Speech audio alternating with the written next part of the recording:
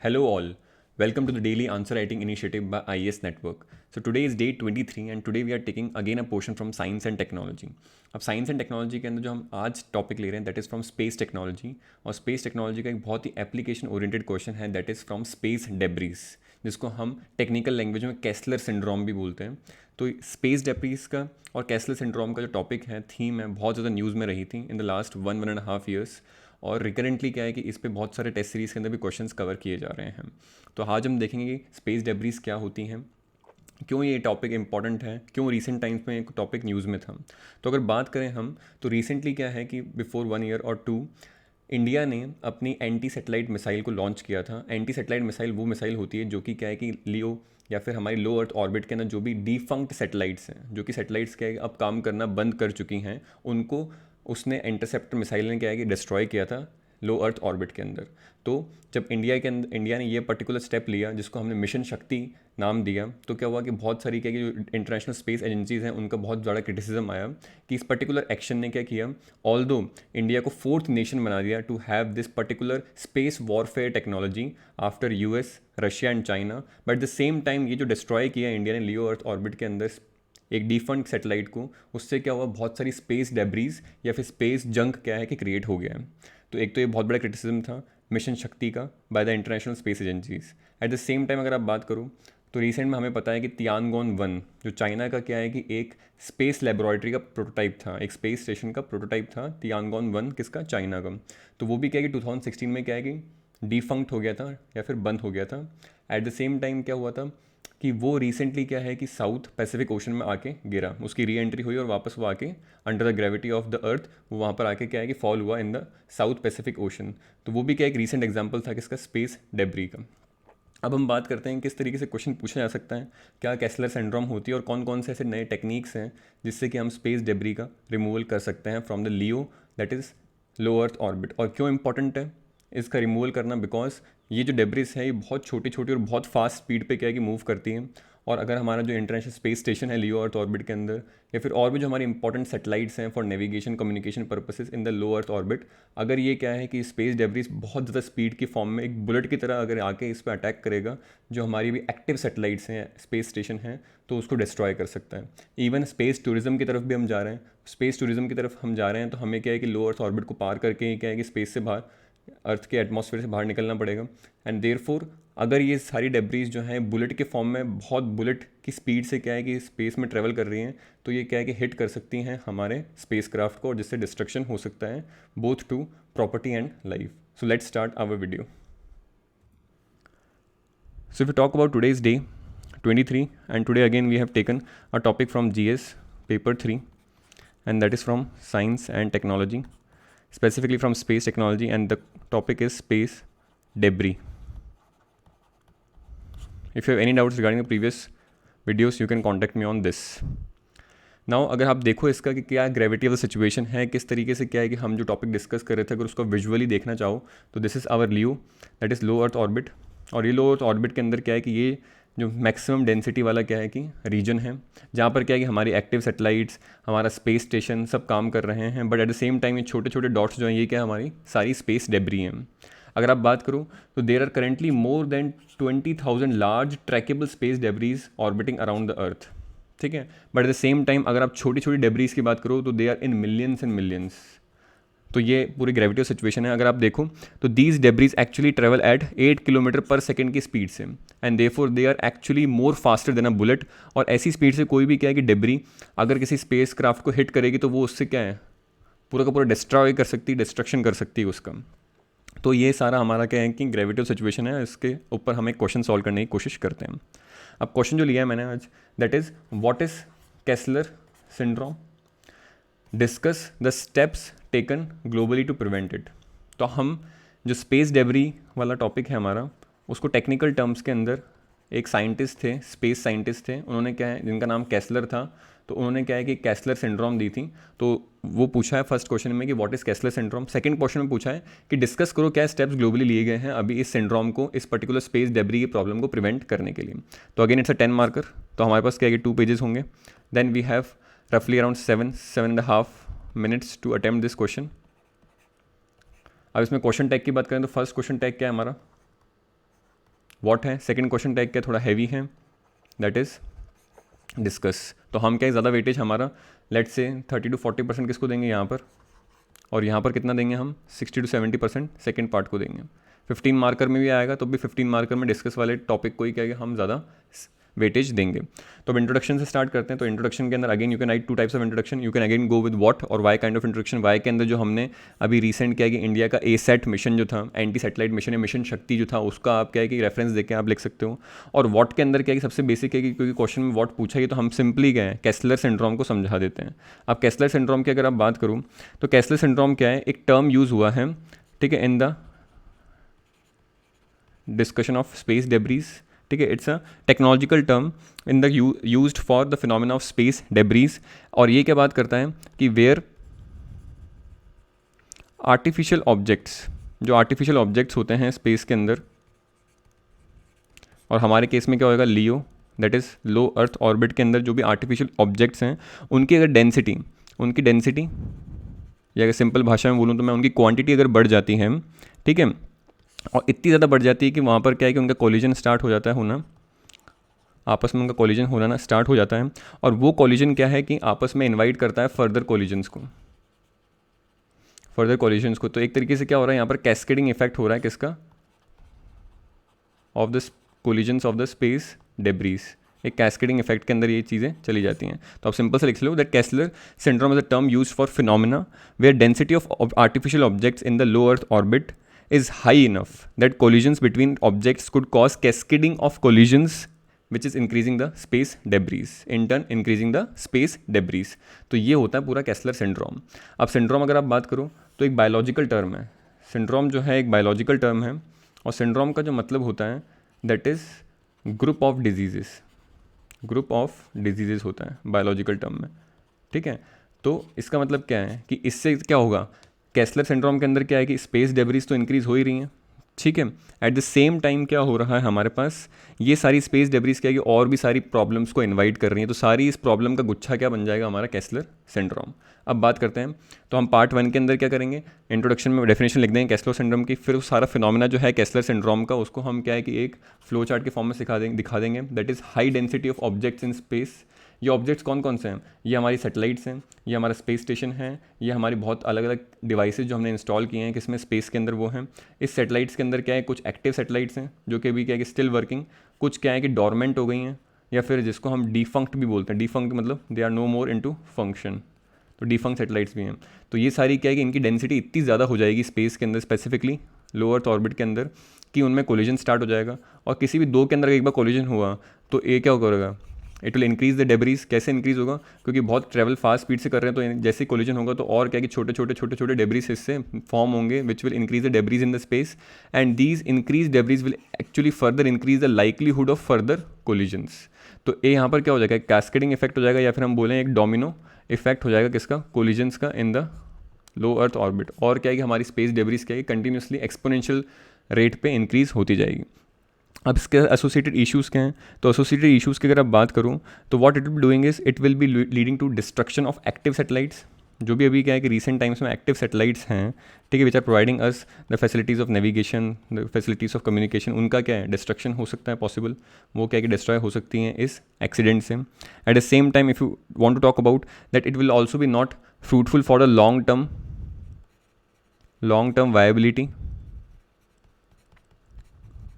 Of International Space Station. तो आपको पता होगा जो इंटरनेशनल स्पेस स्टेशन है जहाँ पर क्या है कि एस्ट्रोनॉट जाते हैं, रुकते हैं, स्पेस को ऑब्जर्व करते हैं, वो कहाँ पर इंस्टॉल्ड है, लियो में ही है।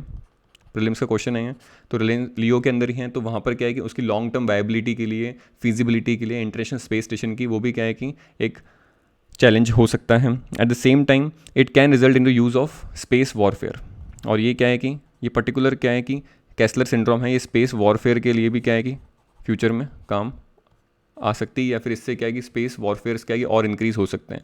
लेट सपोज कि इंडिया ने क्या है कि अभी एक्सपेरिमेंट किया था मिशन शक्ति के अंडर कि उसने क्या है कि अपनी एक डिफंक्ट सैटेलाइट को क्या है कि डिस्ट्रॉय किया था लियो के अंदर। अब मान लो उससे जो भी डेब्रिस निकली उसने क्या है कि एक एक्टिव सैटेलाइट ऑफ चाइना को मान लो डिस्ट्रॉय कर दिया। तो चाइना को अगर पता लगा कि उसकी वजह से क्या है कि हमारी एक्टिव सैटेलाइट डिस्ट्रॉय हो गई थी लियो के अंदर, तो चाइना भी क्या है स्पेस वॉरफेयर को इंक्रीज़ कर सकता है। तो ये सारे एसोसिएटेड इशूज़ हैं किसके साथ, केस्लर सिंड्रोम के साथ। अब पार्ट 2 पे आते हैं दैट इज़ डिस्कशन।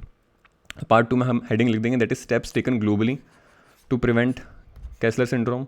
अब सबसे फर्स्ट जो चीज़ आती है इसमें आती है ट्रैकिंग। भाई आपको पहले ट्रैक तो करना पड़ेगा कि कितनी सारी आपकी स्पेस डेब्रीज हैं, उनका क्या मॉनिटरिंग है, क्या सिचुएशन है प्रेजेंट टाइम्स के अंदर, ठीक है, क्योंकि उससे क्या है कि आप फ्यूचर के जो भी मेजर कोलिजन्स है वो आप क्या बचा सकते हो अगर आपने ट्रैक कर रखा है तो इसके अंदर अगर आप बात करो तो यूएस की स्पेस सर्विलांस नेटवर्क है, यूएस का स्पेस सर्विलांस नेटवर्क है, ठीक है। इसकी रिस्पॉन्सिबिलिटी क्या है कि ट्रैक करना, आइडेंटिफाई करना और कैटलॉग करना, ठीक है, to track, to identify and catalogue all man made objects, ठीक है, orbiting in the low earth orbit, इसका एक काम है। तो यहाँ पर ट्रैकिंग के लिए क्या है कि हमारी डेडिकेटेड क्या है कि एक organisation that is US space surveillance network. इसी के अंदर अगर हम इंडिया की बात करें तो इंडिया में भी क्या है कि ISRO has started that is MOTR, that is multiple orbiting tracking radar.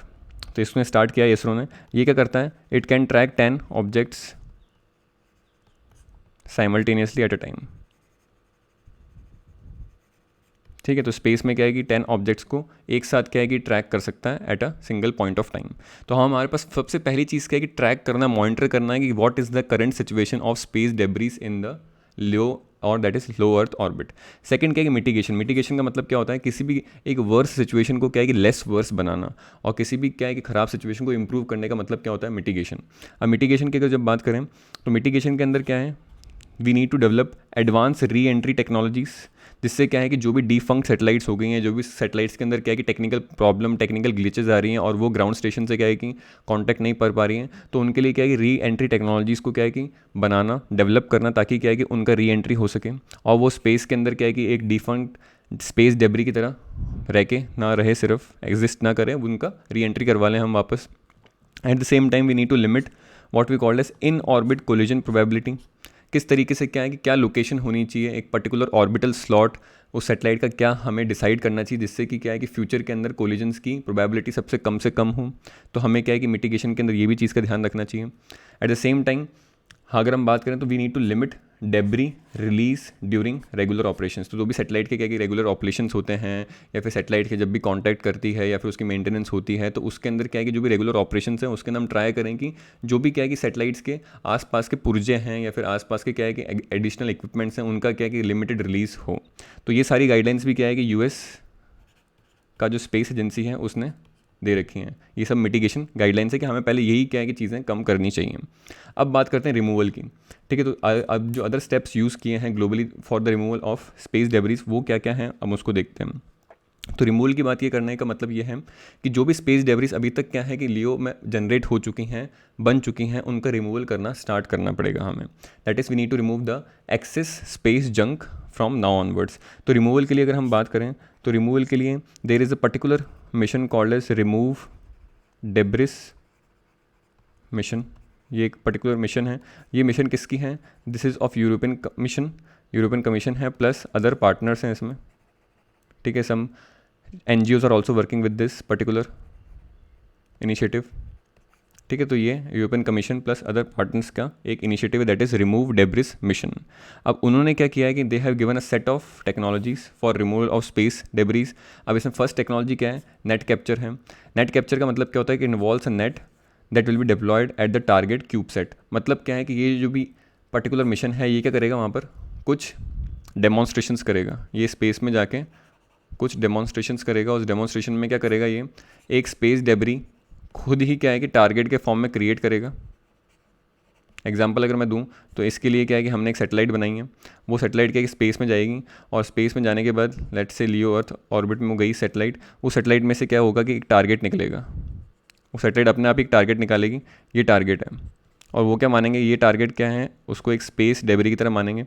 और इसको इस टारगेट को क्या है कि वो अपने आप से कनेक्ट कर रखेंगे और क्या करेंगे, इस टारगेट के ऊपर क्या है कि वो एक नेट के थ्रू क्या है कि इसको कैप्चर करने की कोशिश करेंगे। तो फर्स्ट क्या हो गया हमारा net capture which will be done on the target cube set. ये हमारा जो था this is target cube set.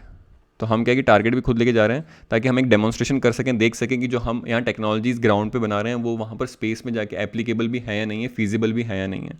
Second क्या है कि हार्पून कैप्चर, ये भी क्या है कि सिंपली उसी तरीके से वर्क करेगा। इसमें भी जो सैटेलाइट है वो एक टारगेट को यहाँ पर क्या है कि लॉन्च कर देगी और ये टारगेट कनेक्टेड होगा किससे, सेटेलाइट से। फिर क्या करेगी सेटेलाइट, क्या है कि एक हार्पून को लॉन्च करेगी और हार्पून क्या करेगा, इसको क्या है कि कैप्चर कर लेगा, और कैप्चर करके ये जो वायर है इसके थ्रू वापस क्या है कि इसको यहाँ ले आएगा, और यहाँ पर क्या है कि मैग्नेट के थ्रू ये अटैच हो जाएगा इस पर्टिकुलर सेटेलाइट से। तो यहाँ पर नेट कैप्चर के अंदर तो क्या है कि हम नेट के थ्रू उसको कैप्चर कर रहे हैं, हार्पून के अंदर क्या है कि हम एक पर्टिकुलर इंस्ट्रूमेंट को बांध के एक वायर से इस पे अटैक कर रहे हैं, और अटैक करने के बाद क्या है कि इसको हम कैप्चर करने की कोशिश कर रहे हैं, वायर के थ्रू उसको वापस ला के यहाँ पर मैग्नेट से चिपका के, और इसको हम स्पेस पे लाने, इसको हम ग्राउंड पे लाने की कोशिश करेंगे। तो ये दो चीज़ें हो गई। थर्ड जो इसमें टेक्नोलॉजीज़ इन्होंने बनाई है रिमूव डेब्रिस मिशन के अंदर, वो थर्ड है विजन बेस्ड नेविगेशन। इसका मतलब क्या है कि कैमरेज का यूज़ करना, लिडार टेक्नोलॉजी का यूज़ करना, ताकि क्या है कि जो भी हमारे पास डेब्रीज हैं उनको हम ट्रैक कर पाएँ और उनको क्या है कि ग्राउंड पे वापस लेके आ पाएँ, ताकि किस तरीके से हम डेटा का प्रोसेसिंग कर पाएँ। तो इसका मतलब क्या है कि mainly this is for tracking and monitoring purpose. I hope it is clear. Fourth जो है that is de orbiting process. As it enters earth atmosphere the spacecraft will burn and living no debris behind. अब जैसे मान लो क्या कि ये space craft था जिसने क्या कि नेट कैप्चर किया, जिसने क्या किया हार्पून से कैप्चर किया, तो हार्पून का अगर वापस समझना है तो this is a target object, और यहाँ पर जो हमारा लॉन्च है तो ये क्या करेगा, एक ऐसा वायर होगा, उस वायर के आगे क्या है कि एक शार्प सा क्या है कि हमारे पास ऑब्जेक्ट लगा होगा, और वो क्या करेगा, इसको जाके हिट करेगा, और ये शार्प सा ऑब्जेक्ट क्या है इसमें जाके फंस जाएगा, और फिर ये क्या है कि पूरा का पूरा वायर क्या है कि वापस यहाँ ले आएगा इस ऑब्जेक्ट को, और यहाँ पर मैग्नेट के थ्रू चिपका देगा। तो जो भी हमने कैप्चर किया है उसको हम जैसे क्या है कि एटमॉस्फेयर के अंदर लेके आएंगे। तो एटमॉस्फेयर के अंदर हमें पता है लेयर्स ऑफ एटमॉस्फेयर होती हैं, और लेयर्स ऑफ एटमॉस्फेयर क्या प्रोवाइड करती हैं, फ्रिक्शन प्रोवाइड करती हैं, और जैसे फ्रिक्शन प्रोवाइड करेगी तो या तो क्या है कि उसका मेजर पार्ट क्या है कि बर्न हो जाएगा एटमॉस्फेयर की लेयर्स में, और जो छोटा मोटा पार्ट बचेगा वो क्या है कि आके अर्थ के ऊपर 70% ऑफ ओशन है तो वहाँ पर ज़्यादा चांसेस है कि वहाँ पर गिर जाएगा। तो ये पूरी टेक्नोलॉजीज़ का ये यूज़ कर रहे हैं, that is under the remove debris mission of European commission and other partner organisations. I hope this removal process clear. अब कुछ अदर रिमूवल टेक्नोलॉजीज़ भी है जो कि आप लिख सकते हो, अगर 15 मार्कर आता है तो आप ये भी सारी क्या है कि लिख सकते हो, बट आपको सिर्फ मेंशन करना है, इनको समझाना नहीं है। इसके अंदर अगर आपको डायग्राम ड्रॉ करने हैं तो ये दो डायग्राम हैं जो आपने ड्रॉ किए हैं, आप भी ड्रॉ कर सकते हो। अब हम बात करें अदर मेजर्स ऑफ रिमूवल, तो इसमें आप बता सकते हो auto detected debris satellites which can auto detect the space junk and destroy it and take it back to the earth. तो हम क्या कुछ ऐसी सेटेलाइट्स भेजें जो कि क्या है कि डेब्रीज को ऑटो डिटेक्ट करें, उनको क्या है कि डिस्ट्रॉय करने का साथ साथ क्या है कि उनको स्पेस में लेके आने की भी क्या है कि ट्राई करेंगे। तो ऐसी क्या है कि कुछ सेटेलाइट्स हमें डेवलप करनी पड़ेंगी जिसको जो कि क्या है कि डेब्रीज को ऑटो डिटेक्ट करेंगी और डिस्ट्रॉय करने की कोशिश करेंगी। At the same time we need to develop supersonic laser which can be use by placing it on the earth itself.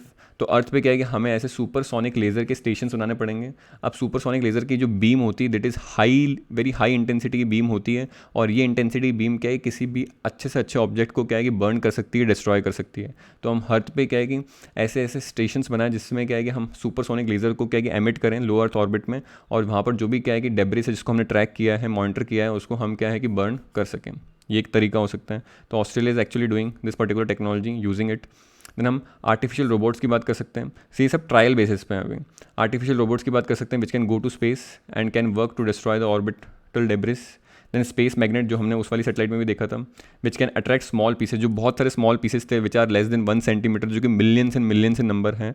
तो उन स्मॉल पीसेज को क्या है कि स्पेस मैग्नेट अट्रैक्ट करेगा और इनको क्या है कि ये अर्थ ऑर्बिट के बाहर निकालने की कोशिश करेगा, और अगर एटमॉस्फेयर के अंदर निकालने की कोशिश करेगा, आने की कोशिश करेगा, तो वो बर्न भी हो सकता है एटमॉस्फेयर की डिफरेंट लेयर्स से due to help of friction. Then space bombs का यूज़ कर सकते हैं which can burn the space junk without harming other satellites. ठीक है, तो टारगेटेड स्पेस बॉम्ब्स बना सकते हैं जो कि क्या है कि बर्न कर देंगे उस पर्टिकुलर सेटेलाइट को वहीं पे। बर्न करने के बाद मतलब क्या होगा, वो वहीं पे क्या है कि डिस्ट्रॉय हो जाएगा। फर्दर उसमें छोटे छोटे पीसेस निकलेंगे, बर्न होने का मतलब वो पूरा का पूरा अपना उनका जो मास है वो डिस्ट्रॉय हो रहा है। Then self-deorbiting mechanism which can allow satellites to automatically go out of the Earth's orbit as it of no use। तो हम क्या है कि ऐसा कुछ अलार्म्स, ऐसे कुछ क्या है कि मोटर्स या ऐसे कुछ क्या है कि इंजन्स हम लगा के रखें सेटेलाइट्स के अंदर कि जैसे वो डिफंक्ट होती हैं, जैसे उनका डिफंक्शनैलिटी स्टार्ट हो जाती है, तो वो क्या है कि अपनी ऑर्बिट चेंज कर लें और वो उस लो अर्थ ऑर्बिट से बाहर निकल जाएं। ठीक है, तो उसके लिए क्या है कि हमारा एक और टर्म है that is called as graveyard. एक टर्म है ग्रेवयार्ड ऑर्बिट्स। इसका मतलब क्या होता है कि जो भी सेटेलाइट्स क्या है कि डिफंक्ट हो चुकी हैं, जिनके टेक्निकल ग्लिचेस हैं, जिनका ग्राउंड स्टेशन से क्या है कि वर्क नहीं हो रहा है, तो उनके हम के अंदर हम क्या है कि प्री प्रोसेसिंग मशीन को लगा देंगे जिसके अंदर के थ्रू क्या है कि जैसे वो डिफंक्ट होंगी तो वो स्टार्ट हो जाएगी वो वाली मशीन, और वो क्या है कि उनकी ऑर्बिट को चेंज कर देगी और एक अलग ऑर्बिट में ले जाएंगे जिसको हम स्पेसिफिकली क्या बोल देंगे, ग्रेवयार्ड ऑर्बिट, जो कि क्या है कि हमें ज़्यादा इंटरफेरेंस नहीं करेगी, ज़्यादा कोलिजन या ज़्यादा बैरियर नहीं बनेगी for our active satellites in the LEO earth orbit. तो हम ये भी कर सकते हैं। फिर हम क्या है कि सिंपल सा कंक्लूजन में यहाँ पर सिंपल सा लिख सकते हैं कि इसरो अब with help of different space agencies is working on setting up the observatory to track space junk. और जो हमने डिस्कस किया था कि इसरो ने क्या है कि MOTR technology which is radar based technology उसको भी क्या है कि बनाया है। तो ISRO along with different international space agencies are actually working to track the space junk. At the same time we need to know that space exploration जो है, ठीक है, which is the future of the world. हमें पता है space technology कितना ज़्यादा आगे फ्यूचर में जाके क्या है कि पोटेंशियल होगा। और जो भी क्या है कि डेवलपिंग कंट्रीज़ है उनकी कम्युनिकेशन टेक्नोलॉजी की क्या है कि डिमांड बढ़ेगी। तो क्या है कि वी आर नाउ सीइंग कि बहुत सारी क्या है कि developing countries are actually launching many satellites on yearly basis. तो अब क्या है कि हमें पता है कि लियो के अंदर क्या है कि ज़्यादा ट्रैफिक, ज़्यादा कंजेशन बढ़ेगा। तो हमें क्या करना पड़ेगा, स्पेस एक्सप्लोरेशन के लिए हमें क्या है कि उसका पोटेंशियल फर्दर बढ़ाने के लिए we need to be having more responsible space launches, responsible space launches, जिससे क्या है कि जो हम कैटास्ट्रॉफिक इवेंट्स हैं ऑफ स्पेस कोलिजन उसको क्या है कि रोक पाएँ। तो आप यहाँ पर इस तरह सिंपल सा लिख के you can and your answer. So this was a bit of a technical topic, but it can be asked in your exam, और this is all about the space debris और Kessler syndrome topic। इसके अलावा आपको कहीं से पढ़ने की ज़रूरत नहीं है। जो भी टेक्निकल प्रीलिम्स रिलेटेड टॉपिक्स थे या फिर जो भी डिटेल्स थी वो भी मैंने इसमें कवर कर ली हैं। At the same time mains के अंदर अगर एक क्वेश्चन आता है तो किस तरीके से आंसर लिख सकते हैं, that also I have covered. So I hope you like the video, kindly share it with your friends and let us know what all topics we can take next. Whatever topics you are actually commenting as of now will be taken in the subsequent classes. So thank you and have a nice day.